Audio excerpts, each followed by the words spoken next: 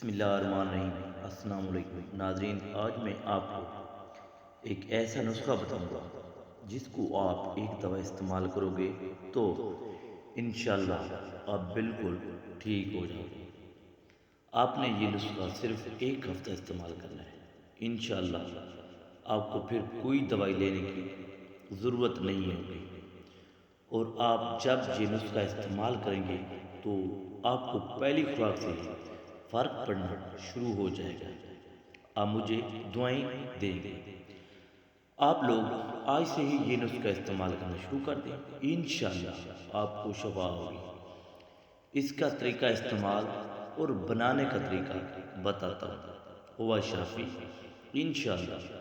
آپ ناظرین اس ٹوٹکے کو استعمال کریں گے تو آپ کے جوڑ، کمر درد، پٹھے اور مورے ٹھیک ہو جائیں گے۔ کمر، پٹھوں، جوڑوں اور موروں کے درد کا زبردست ٹوٹکا۔ سوہانجنا، کیکر کا گوند اور دیسی اجوائن 50-50 گرام تمام چیزیں لے کر پیس لیں۔ صبح، دوپہر اور شام ایک چائے کا چمچ پانی کے ہمراہ لیں۔ اللہ کے فضل سے شفا ہوگی۔ کمر درد، جوڑوں کا درد، پٹھوں کا درد اور موروں کے درد کے لیے زبردست ٹوٹکا ہے۔